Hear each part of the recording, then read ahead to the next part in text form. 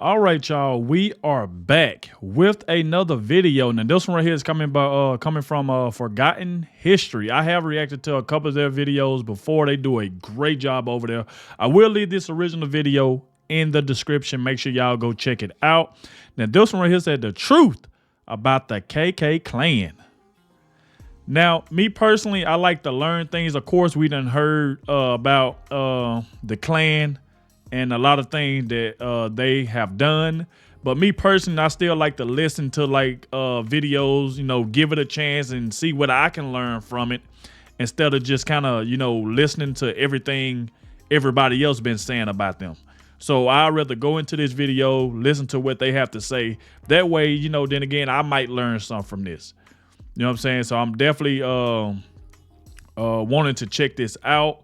Like I said, I will leave the original video in the description. Make sure y'all hit that like button, subscribe to the channel. Shout out to everybody showing so much support.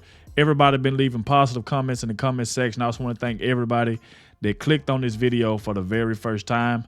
I appreciate you as well. And now the only thing I can remember is when I did a video maybe 2 months ago, I had heard that the Democrat was the one that founded the KKK. You know what I'm saying? So I do remember that after I did that video. But like I said, I wanted to go into this video and kind of give it a chance and just kind of, listen and see what is what, see what's going on. But without further ado, let's dive straight into it, y'all. Let's go.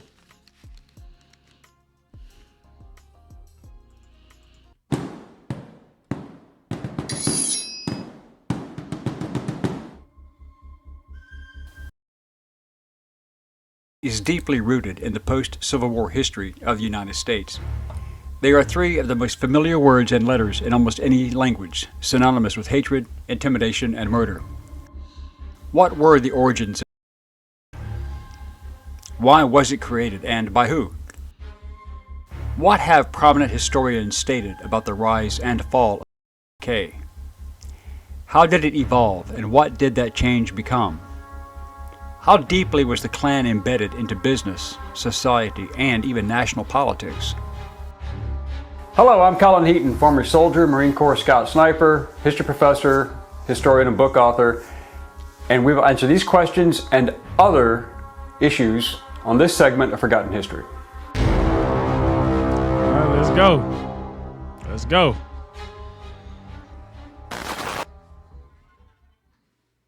The Klan had three evolutions in its history as it evolved and altered its methods, tactics, and expanded its focus. All three movements have called for the purification of American society, even a horse got it on? And all are considered far-right extremist organizations. During each period of the Klan's existence, the official membership was secret, and estimates of the total numbers of members was unknown, and they were highly exaggerated by both friends and enemies alike. The first Klan was founded in Pulaski, Tennessee, on December 24, 1865, by 6 former officers of the Confederate Army. They were Frank McCord, Richard Reed, John Lester, John Kennedy, J. Calvin Jones, and James Crow. It started innocuously as a fraternal social club inspired at least in part by the then largely defunct Sons of Malta, perceived as an offshoot combined of the old Knights Templar and Teutonic Knights. The adopted many of the initiation rites and formal ceremonies of those previous organizations with the same purpose of fraternity, solidarity, and most of all, political power, which today in hindsight is laughable as well as tragic. The official manual describing these rituals was printed by Laps D. McCord of Pulaski, Tennessee. The Klan also needed a distinguishing uniform, which later in their history would become notorious: robes, and hence their adopting the Spanish capirote hood.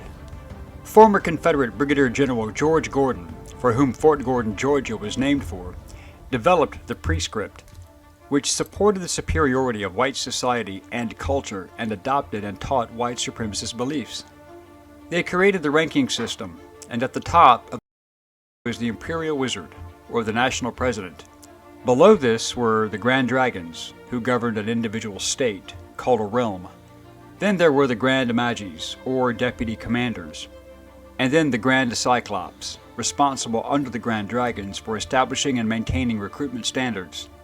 Below them were the Kliegels, who were managed and who were responsible for recruiting and vetting of new members. The rest of the members were the Klansmen, or the foot soldiers, and enforcers. Confederate General Nathan Bedford Forrest was elected the first Imperial Wizard, and stated that he was the Klan's national leader. Forrest was very concerned about the Republican influence growing among the blacks in the South. Despite its apparently well-structured appearance, the Klan had no membership rosters, no named chapters, and no listed local officers, so it was difficult to judge its membership. Due to the heavy response by President Andrew Johnson and the increasing numbers of federal soldiers into the southern states as a result, Forrest called for the Klan to disband in 1869.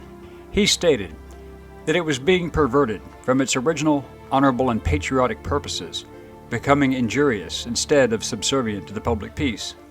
Historian Stanley Horn argues that, generally speaking, the Klan's end was more in the form of spotty, slow, and gradual disintegration than a formal and decisive disbandment. Despite Gordon's and Forrest's work, local Klan units never accepted the prescript and continued to operate independently without any form of command and control. Historian George C. Rabel argues that the Klan declined in strength in part because of internal weaknesses, its lack of central organization, and the failure of its leaders to control criminal elements and sadists. More fundamentally, it declined because it failed to achieve its central objective, the overthrow of Republican state governments in the South. Historian Elaine France Parsons describes the membership, quote, "Lifting the Klan mask revealed a chaotic multitude of anti-black vigilante groups, disgruntled poor white farmers, wartime guerrilla bands, displaced Democratic politicians, illegal whiskey distillers, coercive moral reformers, sadists, white workmen fearful of black competition, employers trying to enforce labor discipline, common thieves, neighbors with decades-old grudges, and even a few freedmen and white Republicans who allied with Democratic whites or had criminal agendas of their own. Indeed, all they had in common, besides being overwhelmingly white, Southern, and Democratic, was that they called themselves, or were called, Klansmen." Another historian, Eric Foner, observed, "In effect, the Klan was a military force serving the interests of the Democratic Party, the planter class, and all those who desired restoration of white supremacy. Its purposes were political, but political in the broadest sense, for it sought to affect power relations, both public and private, throughout Southern society. It aimed to reverse the interlocking changes sweeping over the South during Reconstruction, to destroy the Republican Party's infrastructure, undermine the Reconstruction state, reestablish control of the black labor force, and restore racial subordination in every aspect of Southern life. To that end, they worked to curb the education, economic advancement, voting rights, and right to keep and bear arms of black people. The Klan soon spread into nearly every Southern state, launching a reign of terror against Republican leaders, both black and white. Those political leaders assassinated during the campaign included Arkansas Congressman James M. Hold Hines, on, they said both black three and members white. of the right to keep and bear arms of black people. The Klan soon spread into nearly every Southern state, launching a reign of terror against Republican leaders, both black and white. Those political leaders assassinated during the campaign included Arkansas Congressman James M. Hines, three members of the South Carolina legislature, and several men who served in constitutional conventions. The Klan primarily focused upon suppressing black voters, and a political campaign often turned deadly. More than 2,000 people were killed, wounded, or otherwise injured in Louisiana in the few weeks leading up to the presidential election of November 1868. One example was in St. Landry Parish, which had a registered Republican majority of 1,071. The Klan's efforts proved effective because after the murders, no Republicans voted in the fall elections. White Democrats cast the full vote of the parish for General Ulysses S. Grant's opponent, Democrat Horatio Seymour. The KKK also killed and wounded more than 200 black Republicans, hunting and chasing them down. In the governor's race in Columbia County, Georgia, 1,222 votes were cast for Republican Rufus Bullock, so the Klan got involved. By the November presidential election, the Klan's intimidation suppressed the Republican vote, and only one person voted for Grant. As a result, the 1871 Civil Rights Act allowed the president to suspend habeas corpus. This means that the traditional right to be brought before a court or a judge to appeal for bail or challenge an unlawful detention could be suspended, and was in fact suspended by Lincoln during the Civil War. During this period, the Florida Freedmen's Bureau records provided a detailed recounting of Klansmen's beatings and murders of freedmen and their white allies, numbering 150 dead in voting intimidations. As a result of these actions, in 1870 and 1871, the federal government passed the Enforcement Acts, which were intended to investigate and prosecute Klan crimes. As a core belief of the Klan, initially anti-Semitism was not. Many prominent Southern Jews identified wholly with Southern culture, resulting in examples of Jewish participation in the Klan until they too were included as targets. The second era of the Klan started in 1915 as a small group in Stone Mountain, Georgia. It expanded membership nationwide in the early and mid-1920s, including urban areas of the Midwest and West. I don't lie, y'all. Like, half of the stuff that I'm listening to, like, my teacher's like, I ain't learned half of this stuff in school. Like, that's why I be saying, like, I like to go into these type of videos and just listen. Just kind of give it a listen and see exactly what's going on, because there's a lot of stuff that your teachers and stuff that you don't learn in school that they don't tell you. Sometimes teachers hold back, or they just don't want you to know something. But me, I'm always willing to learn, listen, and see exactly, you know what I'm saying, like what happened and what's going on. And this video is definitely, like I said, eye-opening. They bring terror on white and black. Like, God, bro. But like I said, though, we're going to keep listening to it. But like I said, I got to give it a chance, listen to it, and not just try to judge something before I, at least give it a chance. Because, of course, over the years, we all heard what the KKK, like what they did to like a lot of black people. You know what I'm saying? Like, we heard all of that. But like I said, I want to go into this video, listen to it. Because like I said, I'm definitely hearing some stuff that I didn't know about personally. So let's keep it going. With Kansas being a large Klan stronghold, the various independent Klan organizations often took a position of supporting prohibition and compulsory public education for white children, although blacks were not to be educated if possible, and if they were, only in segregated schools. The Klan received its greatest propaganda boost of its entire... So they said blacks was not to be educated unless they was in a segregated school. history. When film director D.W. Griffith released his 1915 silent film, The Birth of a Nation, which took great liberties with the truth surrounding the creation and activities of the first Klan. This was when the Klan was resurrected by William Joseph Simmons in Georgia due to the popularity of the film. Simmons relied on the original founding documents from the original Klan and collected the stories, relying upon the memories of some surviving elders. When the film was shown in Atlanta in December of 1915, Simmons and his new Klansmen paraded to the theater in their robes and pointed hoods, even riding on robed horses, imitating those scenes in the film. In the film, the Klan was represented as white knights of the nation's conscience. That's another thing I was seeing, though. Like, they even got the horse dressed up. Like, it's the first for me seeing it. Like, they even got the horses dressed up, bro. Protecting white virtue and white women from the ravaging sexually aggressive. The public response was very positive as a result, but the film did not mention lynchings, other murders, and voter intimidation.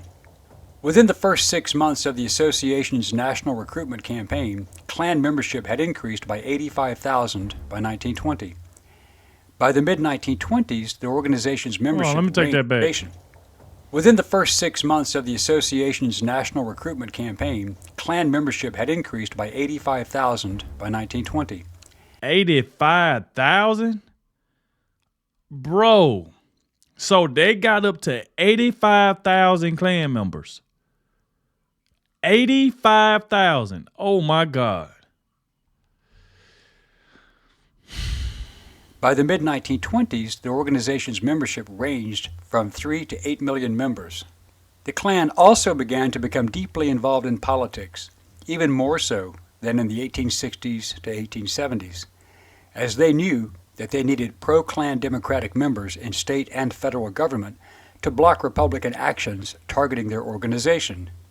They needed politicians who would support Jim Crow laws and keep the federal government out of their business.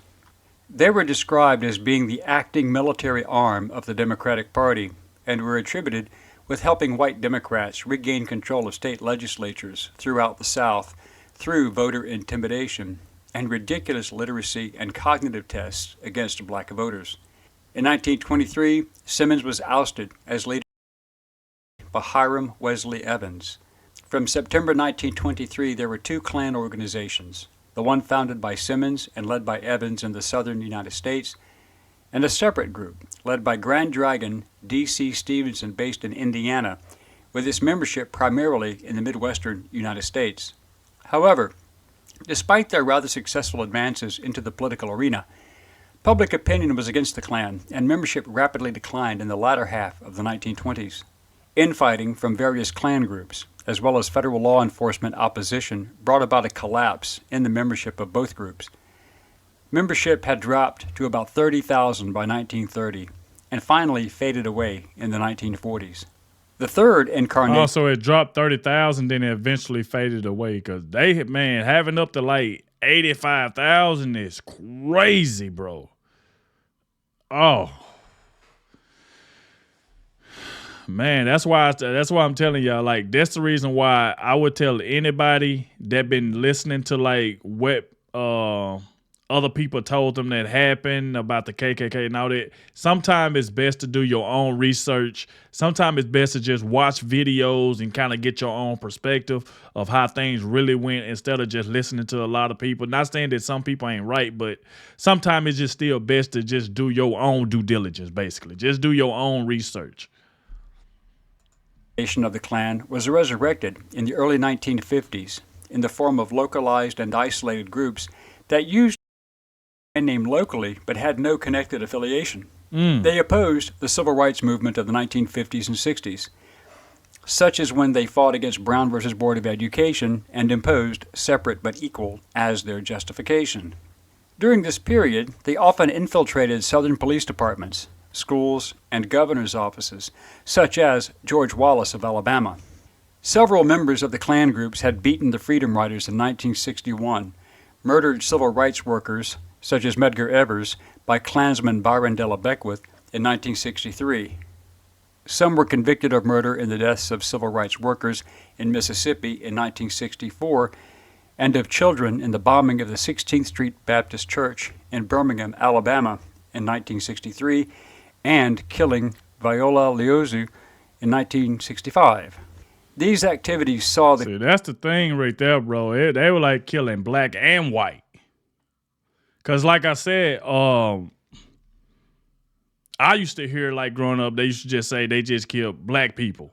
Like, no, it's black and white, basically. So that's the reason why I say sometimes it's best to do your own research, because you can easily get misled if you don't do your own research. Classified as a hate group by the Anti-Defamation League and the Southern Poverty Law Center. The final demise of the original Klan arrived in the form of a senseless murder of 19-year-old black male Michael Donald in 1981 and a trial that made history in Alabama. In 1987, the Klan was successfully sued in federal court in a historic $7 million verdict against the men involved in the lynching. But Robert K. Byrd, the Democratic leader and longtime senator, was a Klan recruiter in the 1940s. He described the organization as a group of upstanding people, doctors, lawyers, clergy, judges, who he thought could provide an outlet for his talents and ambitions, and also supported his opposition to communism. Byrd claimed to have left the in 1946, but encouraged by the Grand Dragon of his branch and with Klan money, Byrd ran on the Democratic ticket for both state and federal offices. The Klan funded him throughout his career. Byrd opposed Brown versus Board of Education, supported Jim Crow laws, and separate but equal racial laws. He joined James Strom Thurmond Sr., who also helped him in opposing racial equality laws, also opposed the Voting Rights Act of 1965 and the Civil Rights Act of 1964, and ran with Klan money.